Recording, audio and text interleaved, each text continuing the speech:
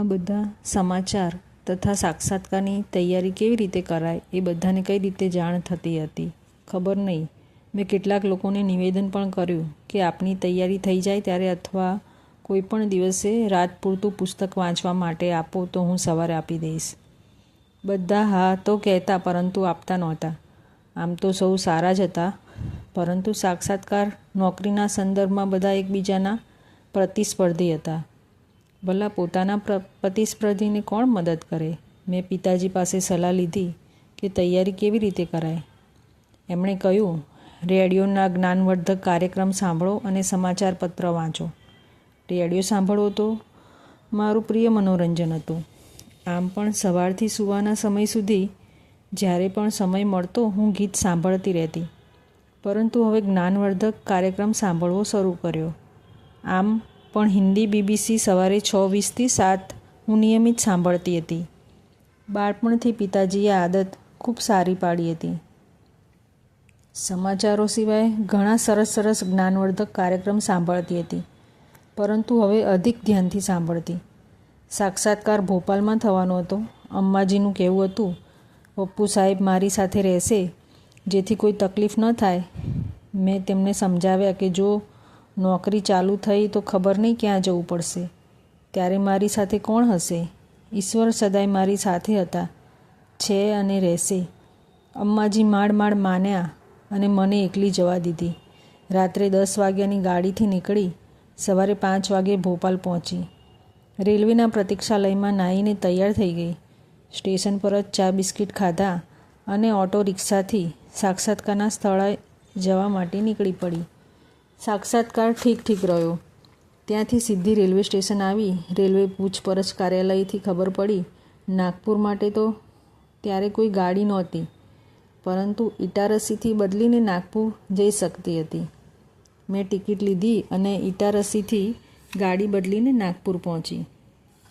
અનુરાગને પહેલી વખત આટલા લાંબા સમય માટે અમ્માજી પાસે મૂક્યો હતો. અમ્માજી ભાભીજીની ચિંતા થઈ રહી હતી.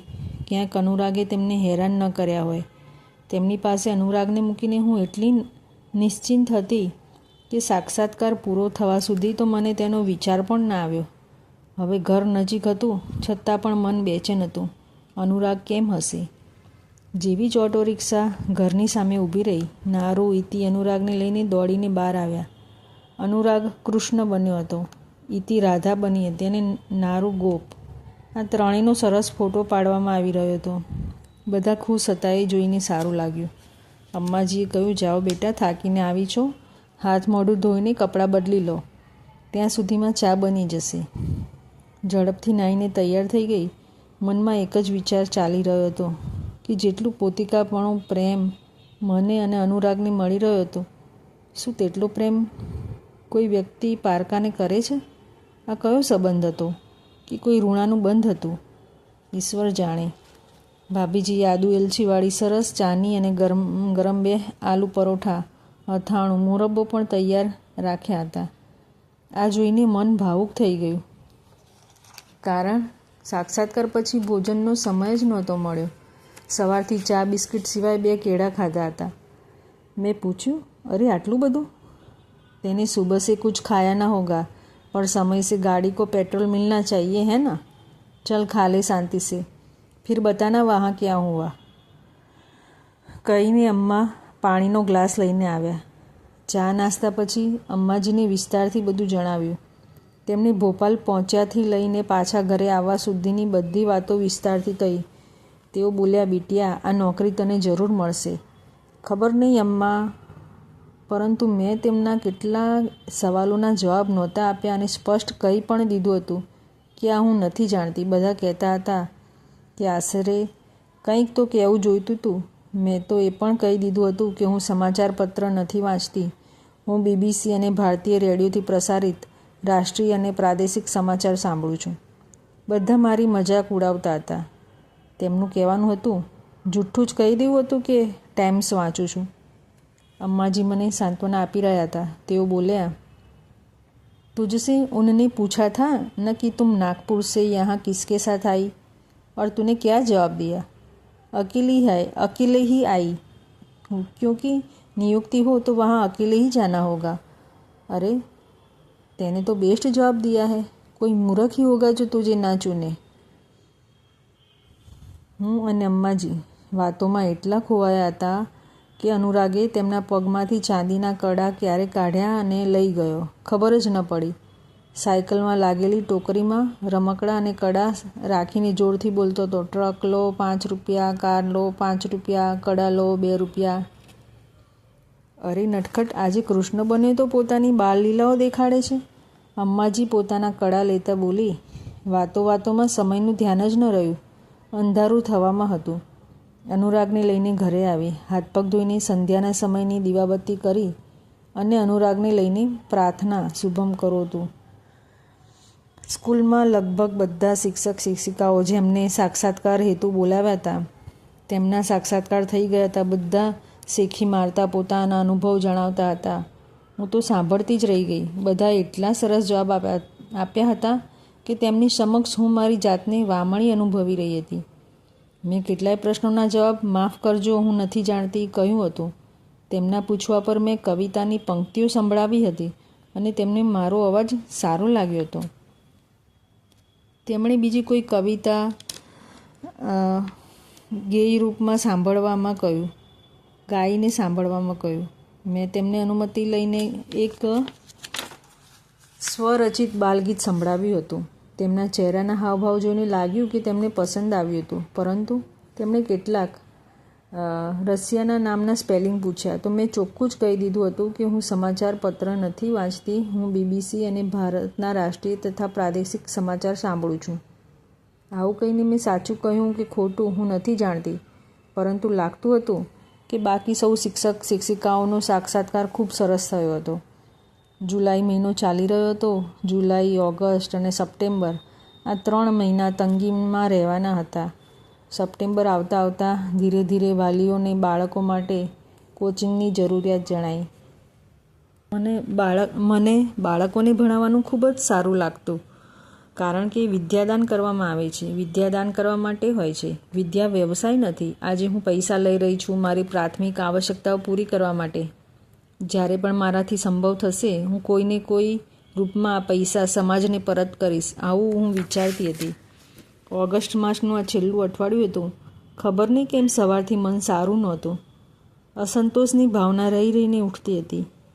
હું સ્કૂલે જઈ રહી હતી. શરીર સાયકલ ચલાવી રહ્યું હતું અને મન અસંતોષના ભાવથી ગ્રસિત વિચારોથી ઘેરાયેલું હતું. ક્યાં સુધી પૈસાની તંગી રહેશે જેવા પ્રશ્નોથી મન વિચલિત હતું. ઓગસ્ટ માસનો ધોમ તડકો અને 11:15નો સમય અચાનક આંખોની સામે અંધારા આવવા લાગ્યા. મેં સાયકલને રસ્તાની ધારે એક વૃક્ષની નીચે ઊભી કરી અને પાસેના મોટા પથ્થર પર બેસી ગઈ. થોડા સમય સુધી આમ જ અંધારું છવાયેલું રહ્યું. મનના બધા વિચાર લુપ્ત થઈ ગયા. થોડા સમય પછી અંદરથી અવાજ આવ્યો, તું શા માટે ચિંતા કરી રહી છે? તારા ચિંતા કરવાથી શું થશે? જેણે આજ સુધી તને સંભાળી છે તે આગળ પણ સંભાળશે. વિચાર કરીને તેના કાર્યમાં હસ્તક્ષેપ ન કર. તું ફક્ત તારી જવાબદારી નિભાવ.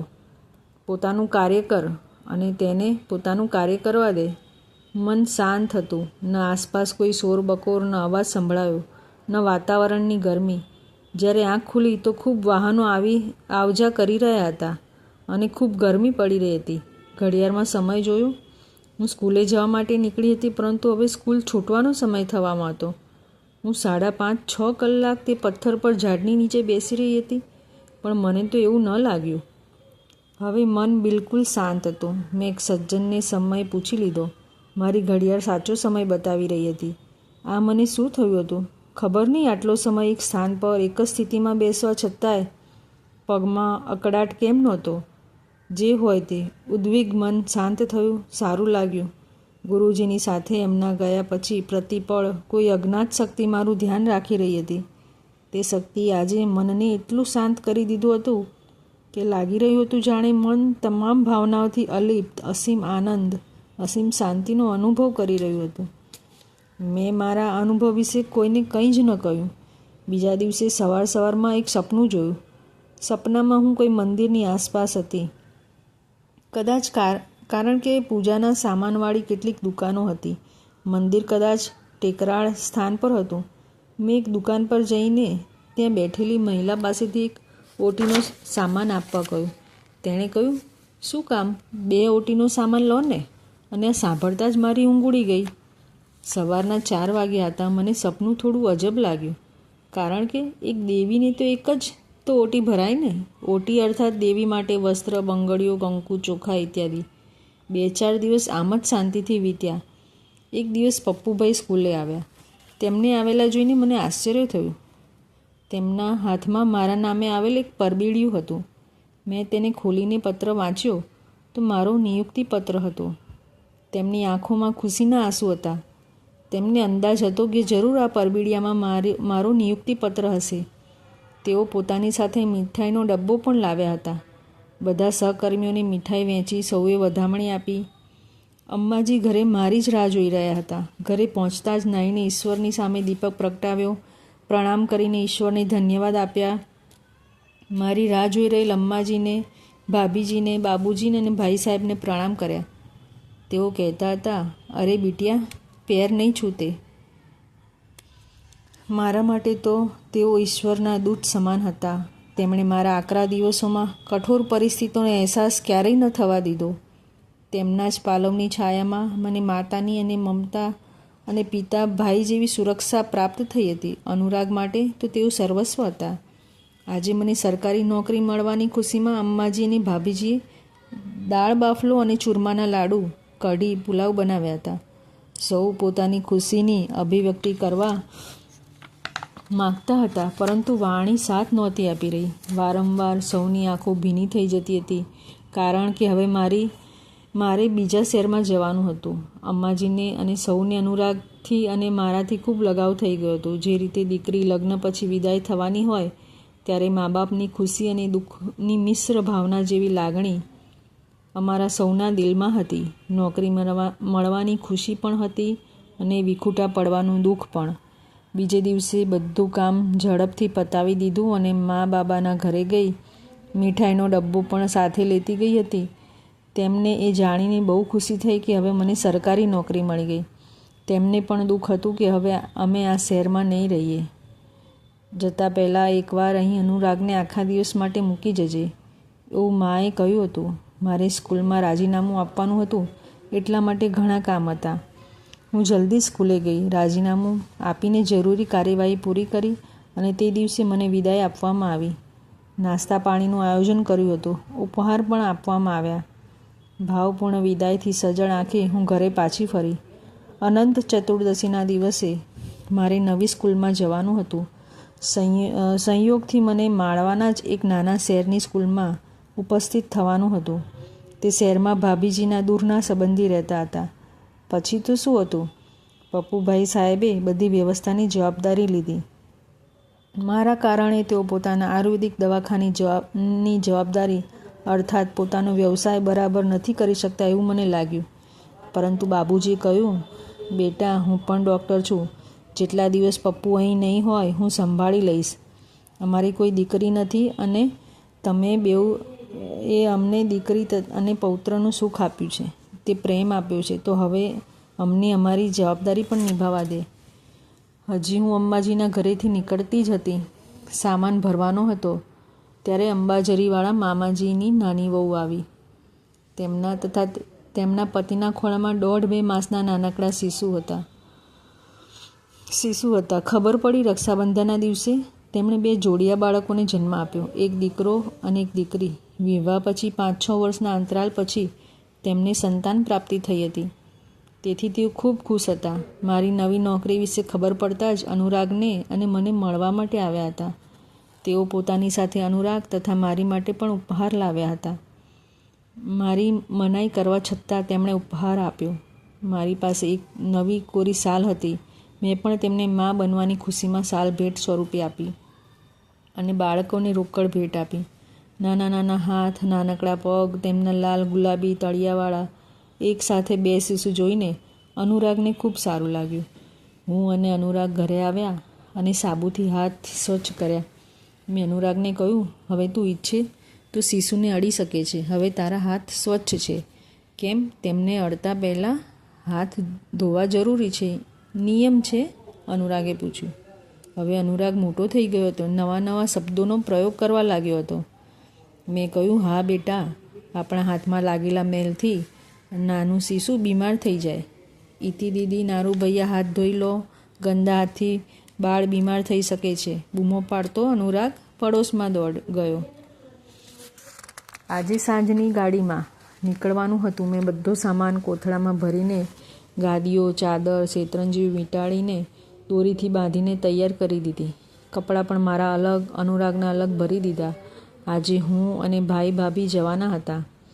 અનુરાગ અમ્માજીની સાથે 2-3 દિવસ બાદ સામાનની સાથે આવવાનો હતો. ભાભીના સંબંધીઓએ 2-3 ઘર જોઈ રાખ્યા હતા.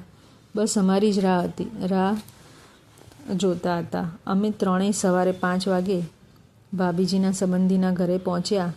નાહીને તૈયાર થયા, નાસ્તો કર્યો. ભાઈ સાહેબ અને હું એક ઓટો રિક્ષા કરીને સ્કૂલે પહોંચ્યા. ત્યાં નિયુક્તિપત્ર દેખાડ્યું અને આવશ્યક અરજી પ્રાચાર્યને આપીને કાર્યાલયે પહોંચી. થોડા સમય પછી કર્મચારી ઉપસ્થિત રજિસ્ટરમાં મારું નામ લખ્યું અને તેમાં સમય તથા મારા હસ્તાક્ષર લીધા.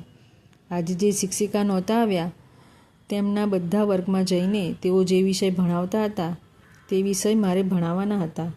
પહેલાં 3જા ધોરણમાં જઈને અંગ્રેજી ભણાવવાનું હતું. વર્ગમાં જઈને જે પાઠ ચાલી રહ્યો હતો, અધૂરો પડ્યો હતો, તે ભણાવ્યો, સમજાવ્યો. પાઠમાં આવેલા અઘરા શબ્દો બ્લેકબોર્ડ પર લખ્યા, તેના અર્થ પણ લખ્યા, એ શબ્દોના વાક્ય પ્રયોગ પણ કરાવ્યા. ત્યારે પ્રાચાર્યજી વર્ગમાં આવ્યા અને બાળકો સાથે મારો પરિચય કરાવ્યો. જતાં જતાં મને બહાર આવવાનો સંકેત કર્યો. હું વર્ગના દ્વાર પર આવી ત્યારે બોલ્યા, મેડમ, અહીં બોર્ડ પર પણ કર્સિવ રાઇટિંગ લખવાનું હોય છે. આજે અનંત ચૌદસ અર્થાત ગણેશ વિસર્જનનો દિવસ હતો. તેથી બપોરે 12:30 વાગે રજા પડી ગઈ. પાછા ફરતી વખતે રસ્તામાં પુસ્તકોની દુકાન હતી. ત્યાંથી અંગ્રેજી કર્સિવ રાઇટિંગનું પુસ્તક લીધું. ઘરે પહોંચીને ભોજન કરી અમે લોકોએ ભાડાનું ઘર જોવા પહોંચ્યા અને ઘર નક્કી કરી તેમનું આગોતરું ભાડું આપીને ઘરે પાછા ફર્યા. ભાઈ સાહેબે એક મજૂર બોલાવીને ઘરની સફાઈ કરાવી. સાંજે જ ભાભીજી અને હું કળશની સ્થાપના કરી આવ્યા અને દીપક પણ પ્રજ્વલિત કર્યો. દ્વાર પર રંગોળી સજાવી ગૃહ પ્રવેશ પણ એ જ દિવસે કરવાનો હતો, કેમ કે બીજા દિવસથી શ્રાદ્ધ પક્ષ શરૂ થવાના હતા. આઈ વારંવાર કહેતી હતી કે શુભ કાર્ય શુભ સમયમાં કરીએ તો સારું થાય છે. હું માની કહેલી વાતોને વ્યવહારમાં લાવવાનો પ્રયાસ કરતી હતી. રાતની ગાડીથી ભાઈ સાહેબ, અમ્માજી, અનુરાગ અને મારો સામાન લેવા પાછા નાગપુર ગયા. રાત્રે સૂતા પહેલાં મેં 1 કલાક લખવાનો અભ્યાસ કર્યો. જે પુસ્તકો લાવી હતી તેના ઉપર તથા 4 લાઇનની ઉત્તર પુસ્તિકા પર પણ સૂતા સૂતા છેલ્લા 3-4 દિવસો યાદ કર્યા. આમ દિવસો એટલા જલ્દી વીતી ગયા હતા તથા 4 દિવસોમાં મારું જીવન ઘણી હદે બદલાઈ ગયું હતું. હવે પહેલાંની તુલનામાં જીવન આર્થિક રૂપથી સુદૃઢ થવા જઈ રહ્યું હતું. સૂતા પહેલાં ઈશ્વરને તે સૌ માટે પ્રાર્થના કરી જેમને પરિસ્થિતિઓના તાપથી મને દાઝી જતાં બચાવી હતી. ઈશ્વરને ધન્યવાદ પણ આપ્યા કે હવે આવનાર સમય કદાચ કંઈક આસાન હોય. અમ્માજી, અનુરાગ સામાન લઈને ભાઈ સાહેબ આવ્યા. અમ્માજીને પણ ઘર ખૂબ સારું લાગ્યું. અમ્માજીને સૌથી સારું લાગ્યું એ દ્રશ્ય જે સામે નજર આવતું હતું. સામે એક મોટી ટેકરી હતી અને ટેકરી પર ચામુંડા માતાની સ્વયંભૂ મૂર્તિ હતી. મંદિર હતું. મેં અમ્માજીને કહ્યું, આપ થોડા દિવસ અહીં જ રોકાઈ જાઓ ને, મને ખૂબ સારું લાગશે. સારું બિટિયા, નવરાત્રિમાં દેવીના દર્શન કરીને જ જઈશ. બહુ જ સરસ મંદિર છે બિટિયા. અહીં ઓટીનો સામાન પણ મળે છે. હું તો જરૂર ભરીશ મૈયાજીની ઓટી, અમ્માજીએ કહ્યું. નવરાત્રિની પાંચમથી દશેરા પછી 10 દિવસની શરદકાળની રજાઓ અમને મળતી હતી. અમ્માજીએ અને મેં પાંચમની સવારે માતાજીના દર્શન કરવા જવાનો કાર્યક્રમ બનાવ્યો. પપ્પુભાઈ સાહેબ, ભાભીજી, નારુ, ઈતિ અને બાબુજી સૌ નવરાત્રિના ચોથા દિવસે સવારે ઘરે આવ્યા. ઘણા દિવસો પછી સૌ સાથે હતા. અમને સૌને ખૂબ જ સારું લાગી રહ્યું હતું. મોડી રાત સુધી વાતો કરતા રહ્યા તો બાબુજીએ કહ્યું, સવારે જલ્દી ઉઠીને દેવી દર્શન કરવા જવું છે કે જાગરણ કરીને દેવી દર્શન કરવા જવું છે. એમનો ઈશારો સમજીને અમે જલ્દી સૂઈ ગયા. અમ્માજી, ભાભીજી, હું અમે 3 વાગે ઉઠીને 3:30, 3:45 સુધીમાં તૈયાર થઈ ગયા. અમ્માજીએ ચા તૈયાર કરી હતી. બાકી સૌને જગાડ્યા, બાળકોને બહાર જ નવડાવ્યા. 4:15 વાગે અમે સૌ દેવીના દર્શને નીકળ્યા. માંડ 20-25 મિનિટનો પગપાળા રસ્તો હતો.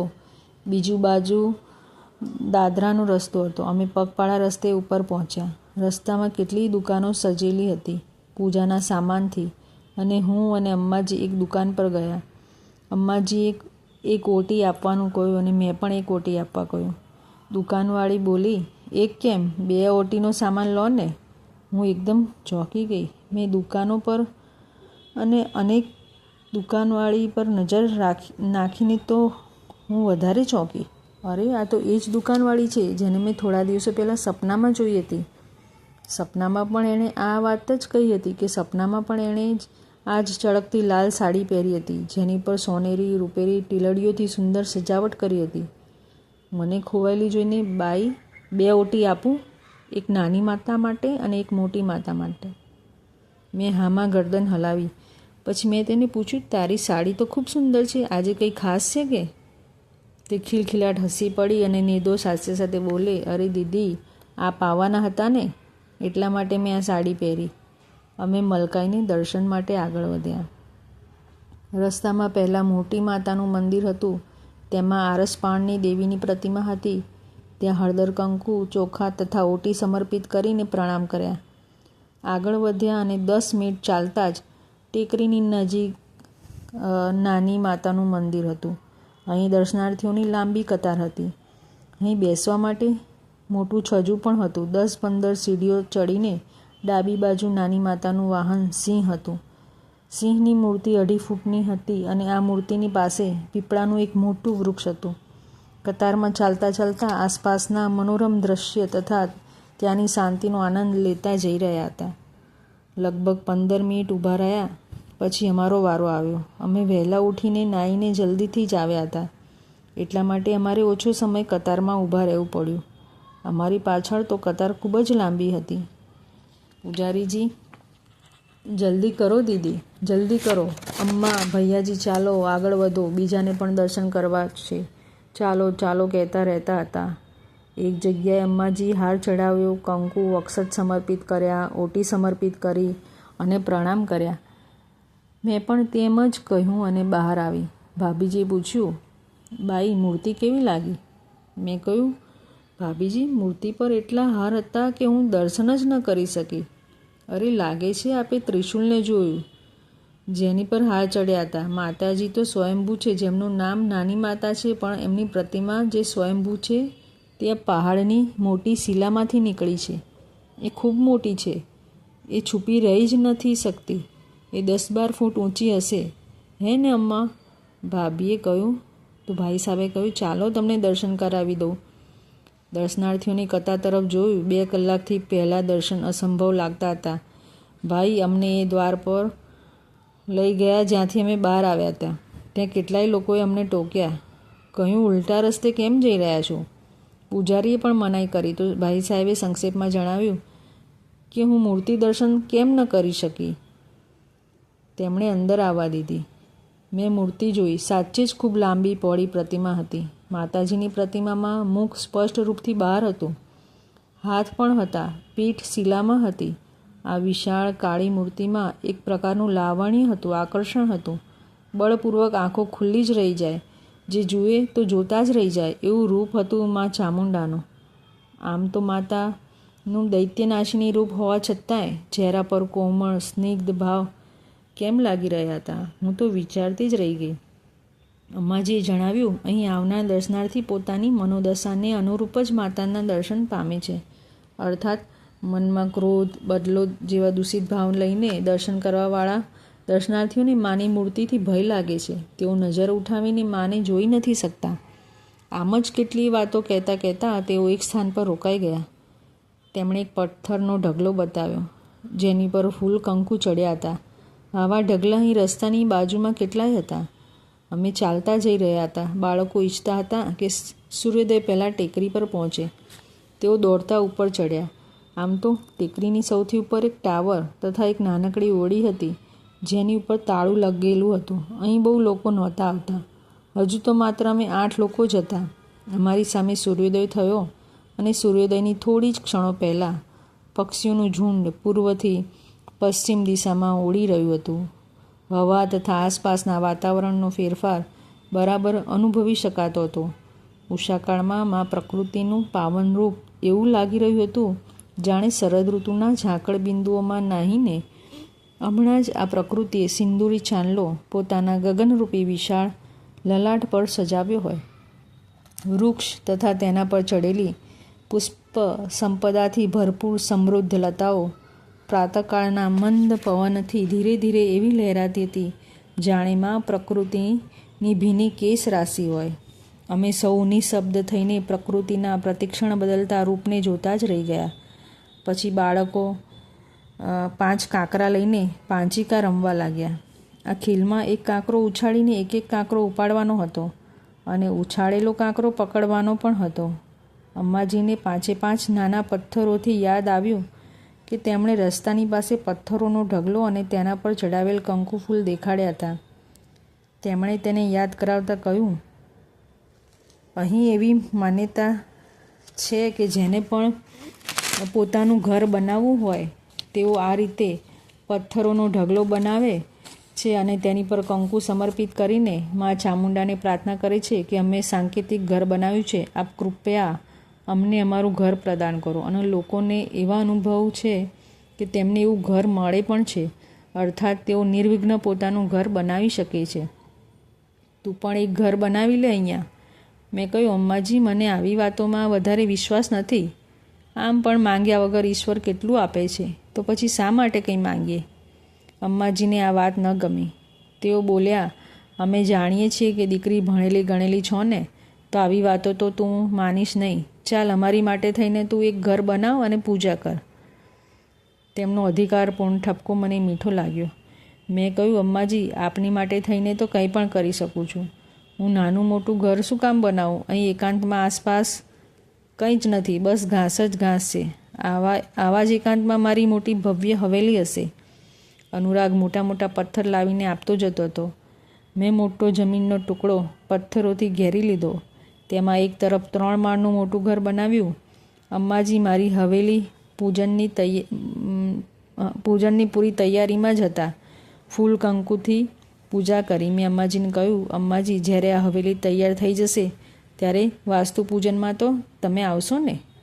દીકરી, જ્યારે તારી હવેલી તૈયાર થઈ જશે ત્યારે અમે બંને ઘરડા ઉપરથી આશીષ આપીશું અને તારા બાળકોને પણ જોઈશું.